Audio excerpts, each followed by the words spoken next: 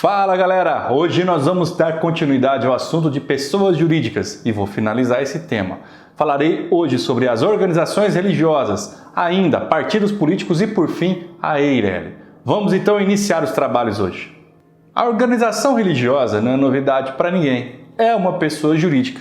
Nem precisava de estar lá no Código Civil dizendo como pessoa jurídica de direito privado as organizações religiosas, porque elas são modalidades de associação, nada mais do que uma verdadeira associação.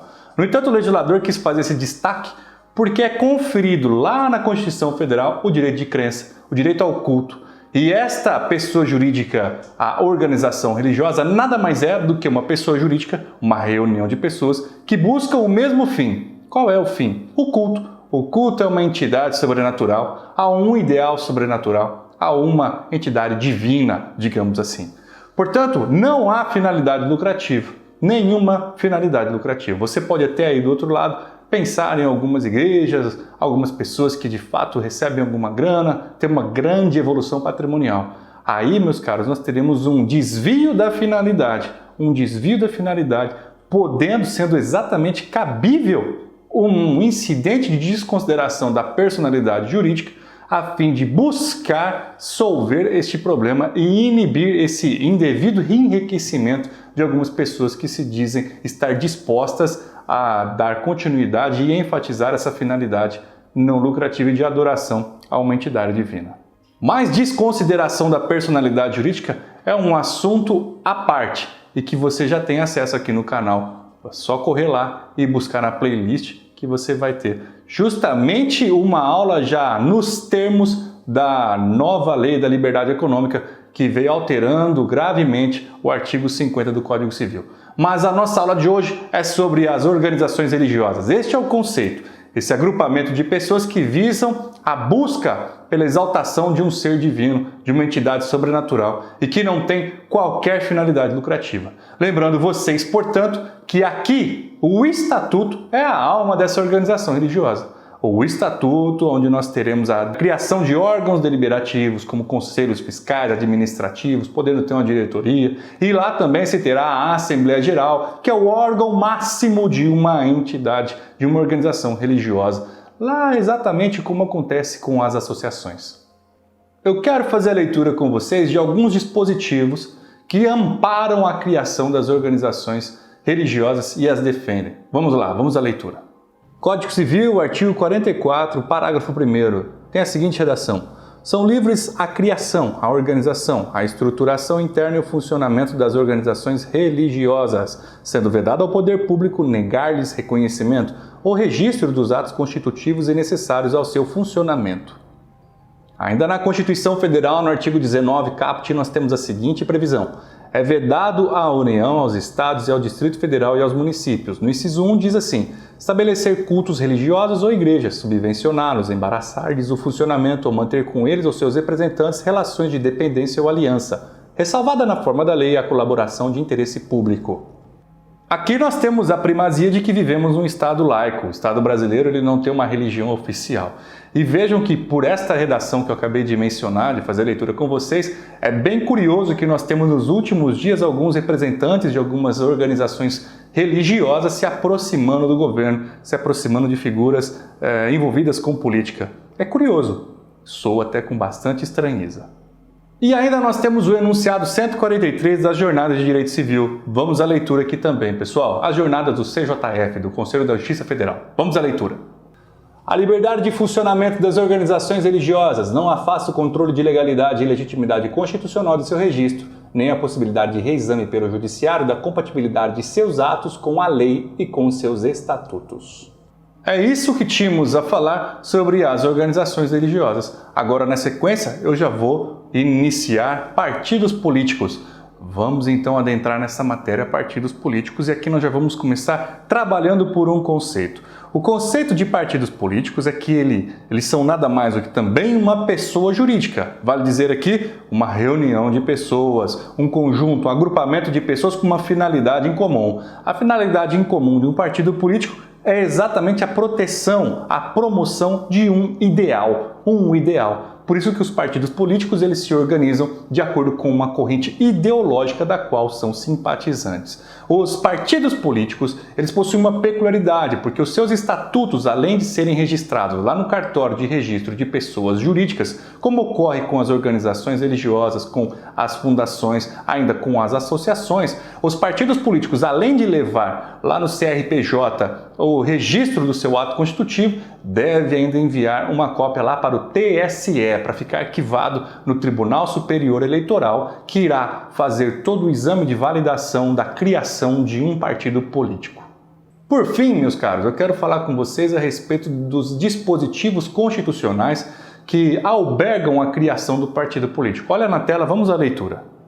Constituição Federal, artigo 17, diz assim: é livre a criação, fusão, incorporação e extinção de partidos políticos, resguardados a soberania nacional, regime democrático, o pluripartidarismo, os direitos fundamentais da pessoa humana e observados os seguintes preceitos. 1. Caráter nacional. 2. Proibição de recebimento de recursos financeiros de entidade ou governo estrangeiros ou de subordinação a estes. 3. Prestação de contas à Justiça Eleitoral. 4. Funcionamento parlamentar de acordo com a lei. O parágrafo 1º ainda remata falando: é assegurada aos partidos políticos autonomia para definir sua estrutura interna e estabelecer regras sobre escolha, formação e duração de seus órgãos permanentes e provisórios, e sobre sua organização e funcionamento, e para adotar os critérios de escolha e o regime de suas coligações nas eleições majoritárias, vedada a sua celebração nas eleições proporcionais, sem obrigatoriedade de vinculação entre as candidaturas em âmbito nacional, estadual, distrital ou municipal, devendo seus estatutos estabelecer normas de disciplina e fidelidade partidária. O parágrafo 2º diz ainda que os partidos políticos, após adquirirem personalidade jurídica na forma da lei civil, registrarão seus atos no Tribunal Superior Eleitoral. Parágrafo 3º diz assim: somente terão direito a recursos do fundo partidário e acesso gratuito ao rádio e à televisão na forma da lei os partidos políticos que alternativamente, inciso 1, obtiverem nas eleições para a Câmara dos Deputados, no mínimo, 3% dos votos válidos, distribuídos em pelo menos 1/3 das unidades da federação, com um mínimo de 2% dos votos válidos em cada uma delas. Ou, inciso 2, tiverem elegido pelo menos 15 deputados federais distribuídos em pelo menos 1/3 das unidades da federação. Parágrafo 4º. É vedada a utilização pelos partidos políticos de organização paramilitar. E o parágrafo 5º, assim como as alterações desse dispositivo do artigo 17, feitos pela Emenda Constitucional 97 de 2017, diz assim o parágrafo 5º.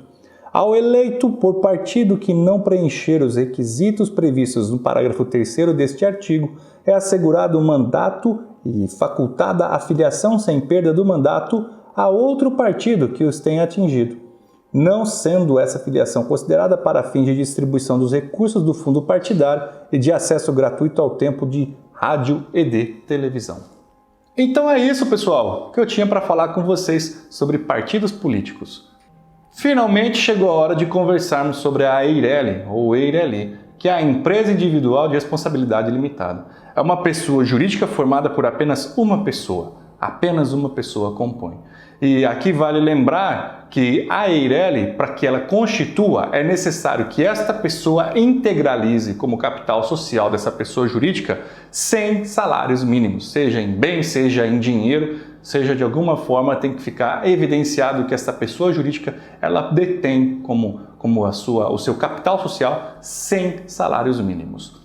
Veja então que para instituir, criar uma EIRELI não é tão fácil e nem barato, custa um certo dinheiro. E percebam aqui que a EIRELI ela tem a responsabilidade pelos débitos que ela contrair na praça. A figura do sócio não responde por nenhuma obrigação contraída por ela.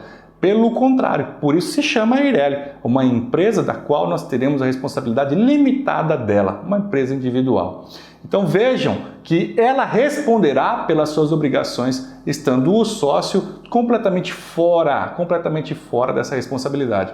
Até por isso ela é uma pessoa jurídica. Não confunde a sua pessoa com a pessoa do sócio. São coisas distintas, são patrimônios distintos. Pessoal, aqui a aula é de Direito Civil, não é de Direito Empresarial. o enfoque é só trazer uma visão panorâmica da Eireli. E eu vou ler contigo agora os dispositivos relativos a ela. Maiores esclarecimentos será necessário buscarmos uma aula de direito empresarial que em breve vai estar disponibilizada aqui no canal também. Vamos então à leitura do Código Civil no artigo 980-A. Veja na tela. A empresa individual de responsabilidade limitada será constituída por uma única pessoa titular da totalidade do capital social, devidamente integralizado, que não será inferior a 100 vezes o maior salário mínimo vigente no país. E para encerrarmos este assunto, veja, lá no nome dessa pessoa jurídica ao final tem que ter a partícula Eireli constando no seu nome. Também não é possível uma pessoa ter mais de uma Eireli, é apenas uma Eireli por pessoa. E por fim, esta Eireli ela poderá ser iniciada do zero, como poderá ser transformada uma pessoa jurídica em Eireli, um fato superveniente que dará vida a uma Eireli. Eu quero fazer a leitura de um dispositivo aqui com vocês para elucidar melhor essa situação. Parágrafo 1º do artigo 980-A. O nome empresarial deverá ser formado pela inclusão da expressão Eireli, após a firma ou a denominação social da empresa individual de responsabilidade limitada. Parágrafo 2º. A pessoa natural que constituir a empresa individual de responsabilidade limitada somente poderá figurar em uma única empresa dessa modalidade. Parágrafo 3º. A empresa individual de responsabilidade limitada também poderá resultar da concentração das cotas de outra modalidade societária num único sócio, independentemente das razões que motivaram tal concentração. O parágrafo 5º já diz: poderá ser atribuída à empresa individual de responsabilidade limitada, constituída para a prestação de serviços de qualquer natureza, a remuneração decorrente da cessão de direitos patrimoniais de autor ou de imagem, nome, marca ou voz, de que seja detentor ou titular da pessoa jurídica vinculados à atividade profissional. E por fim eu vou fazer a leitura com vocês do parágrafo único do artigo 1033 do Código Civil, que diz assim: não se aplica o disposto no inciso 4 caso o sócio remanescente, inclusive na hipótese de concentração de todas as cotas da sociedade sob sua titularidade, requeira no Registro Público de Empresas Mercantis a transformação do registro da sociedade para empresário individual ou para empresa individual de responsabilidade limitada, observado no que couber o disposto nos artigos 1113 a 1115 deste Código. Este parágrafo único ele trata da possibilidade de dissolução de uma sociedade. Se eventualmente todas as cotas sociais se concentrarem na mão de uma única pessoa, esta pessoa jurídica poderá ser transformada em uma Eireli. Então é isso, pessoal! Acabamos de falar sobre todas as modalidades de pessoas jurídicas. Agora, num próximo vídeo eu vou tratar sobre a desconsideração da personalidade jurídica. Não saia daí, espero que você curta. Olha, ao acabar aqui, se inscreva no canal se ainda não é inscrito, ative as notificações, deixe o seu like, faça seu comentário, me dê o seu feedback que é muito importante. Nos veremos na próxima aula.